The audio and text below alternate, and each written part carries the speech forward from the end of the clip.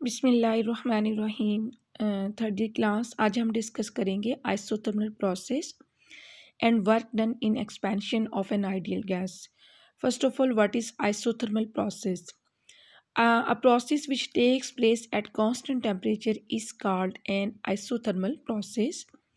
अब हम क्या करेंगे, इसमें हम कंसीडर करेंगे एक आइडियल गैस को एक सिलेंडर में और उसको fitted with a frictionless and weightless piston. According to first law of thermodynamics, we have dE will be equal to Q minus W। अब जब हमने बात की है कि टेम्परेचर कांस्टेंट है और एक आइसोथर्मल प्रोसेस है तो हमारे पास क्या होगा, del E will be equal to zero हो जाएगी। तो zero is equal to Q minus W और W will be equal to Q. अब जो वर्क है वो क्या है, वो प्रेशर वॉल्यूम वर्क है और इसको हम वैल्यू को कैसे राइट डाउन करेंगे, W will be equal to P D V. और according to ideal gas equation हमारे पास क्या है, P is equal to N R T है और P will be equal to N R T over V. अब हम क्या करेंगे, जो इक्वेशन वन है उसमें पी की वैल्यू पुट करेंगे स्टूडेंट्स, और इस वैल्यू को हम इसमें पुट करने के बाद W will be equal to N R T over V into D V. ये हमारे पास एक इक्वेशन आ गई स्टूडेंट्स। इसको हम टोटल वर्क डन निकालने के लिए हम इस इक्वेशन को इंटीग्रेट करेंगे between the limits of volume, between the limits of volume. ठीक है, अब हम क्या करेंगे इसमें स्टूडेंट्स, एक होता है हमारे पास इंटीग्रेशन लिमिट्स के साथ होती है और एक होती है इंटीग्रेशन विदाउट लिमिट्स। ठीक है, तो जब हम विदाउट लिमिट्स की बात करते हैं तो उसमें हम इंटीग्रेशन कांस्टेंट की वैल्यू फाइंड आउट करते हैं। वो हम नेक्स्ट हो सकता है मे बी किसी चैप्टर में हम डिस्कस करें, बट इस सेमेस्टर में नहीं, केमिस्ट्री के थर्ड सेमेस्टर में शायद या फोर्थ में होगा। ठीक है, यहाँ पे हम क्या करेंगे, W will be equal to V2 over V1। ये हमारे पास फाइनल कंडीशन होगी, ये हमारे पास इनिशियल कंडीशन होगी, NRT over V into DV। अब स्टूडेंट्स हमने ये देखना है कि हमने लिमिट्स लगाई हैं वॉल्यूम के लिहाज से। अब हमने ये देखना है कि जो वॉल्यूम से रिलेटेड चीज़ नहीं है या कांस्टेंट है उसको हम बाहर निकाल लेंगे, बिकॉज उनके ऊपर इंटीग्रेशन जो है वो वैल्यूबल या जो है वो अप्लाई नहीं होगा। NRT को हम बाहर निकालेंगे V2 ओवर V1, और जब हमारे पास 1 ओवर V होगा स्टूडेंट्स, तो 1 ओवर V जब हम इसकी इंटीग्रेशन खोलेंगे तो हमारे पास क्या किस में चेंज हो जाएगा, ये लॉग V में चेंज हो जाएगा।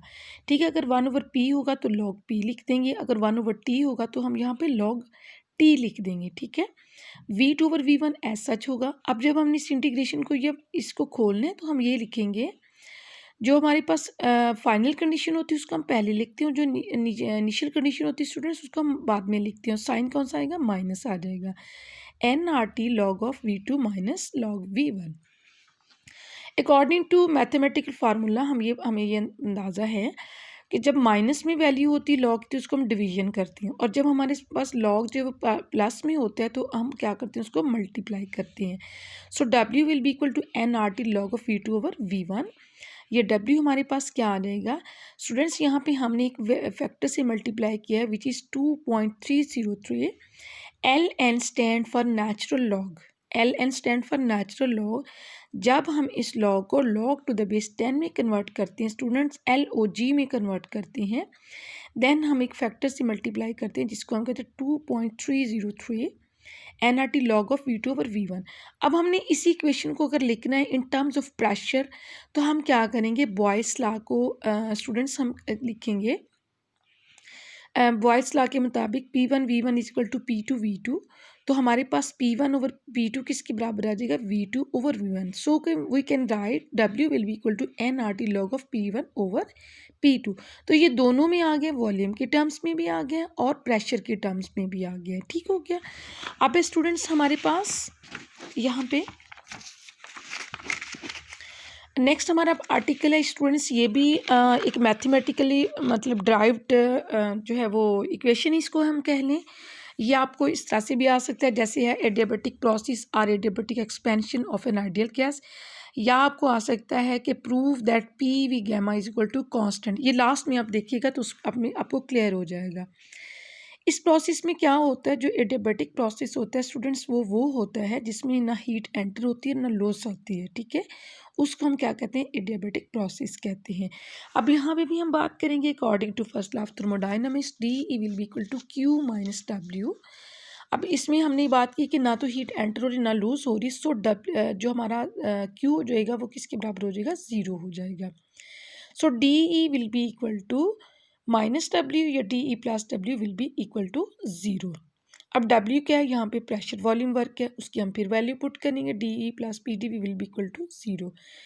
अब हमने बात करनी इंटरनल एनर्जी, जो कि हमने स्टार्ट में कहीं पढ़ा था, of an ideal gas is a function of its temperature and volume applying the principles of calculus we have. ये वही हमने फिर वही इक्वेशन लिखनी, D E will be equal to partial E over partial T at constant V into D T plus partial E over partial V at constant T into D we.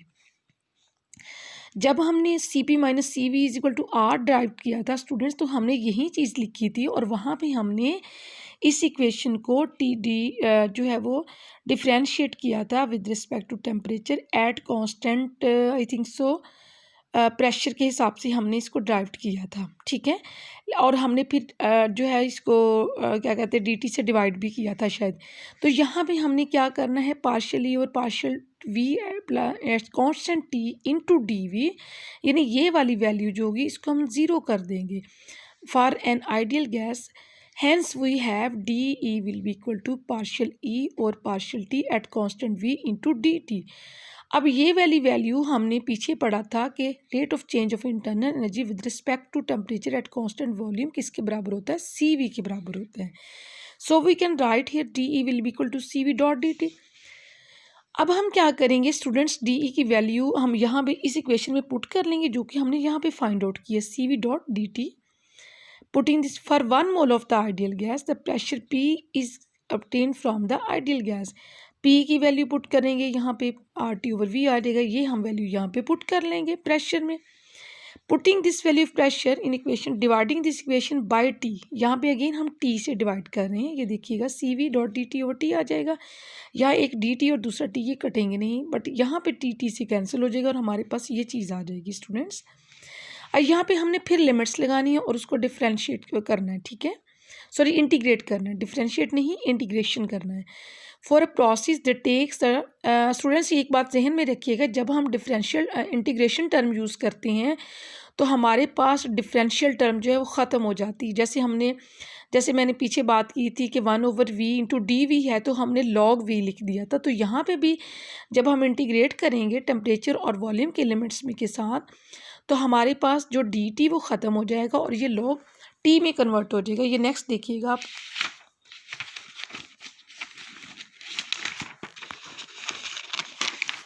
हमारे पास क्या है यहाँ पे, ये देखिएगा स्टूडेंट्स, यहाँ पे हम फिर इंटीग्रेशन कर रहे हैं, सी वी टी टू और T one 1 over T into D T हमने लिख दी है।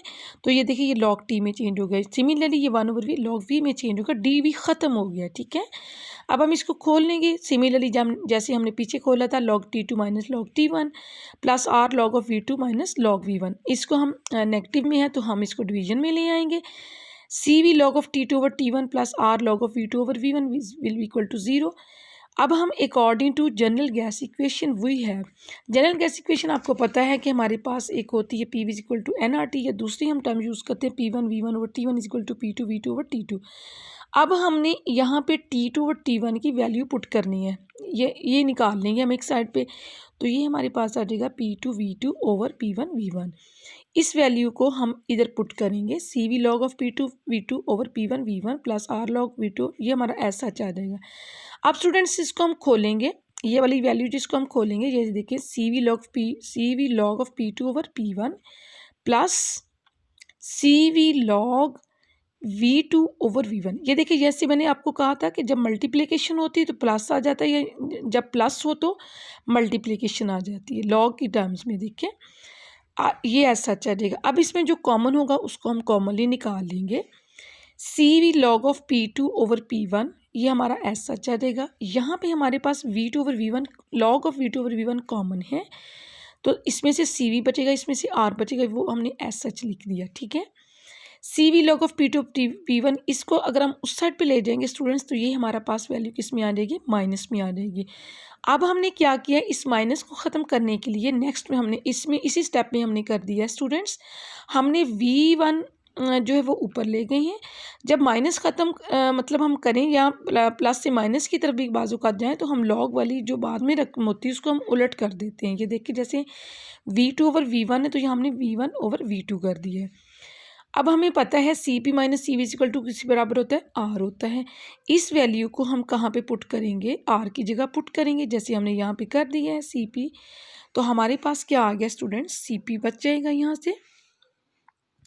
CV log of P2 over P1 is equal to CP log of V1 over V2 या log of P2 over P1 will be equal to, अब हम क्या किया है कि ये CV हम इस साइड पे ले गए हैं और ये हो जाएगा CP over CV log P2 over P1, या हम इसको क्या करेंगे, जब log से पहली वाली चीज़ हो तो उसको हम क्या करते हैं, उसकी पावर बना देते हैं, जैसे CP over CV। यहाँ पे CP over CV है स्टूडेंट्स, CP over CV में भी ये कटा हुआ हो तो प्लीज़ इसको सही कर लीजिएगा।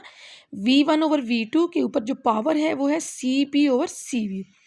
The ratio of CP over CV is often written as gamma, gamma will be equal to CP over CV। ये सही कर लीजिएगा आप लोग। Hence the above equation can also be written as log P2 over P1 will be equal to log of V1 over V2 gamma. Taking the antilog of both sides of the equation, get P2 over P1 will be equal to V1 over V2 gamma. R P1 V1 gamma is equal to P2 V2 gamma, और PV gamma is equal to constant।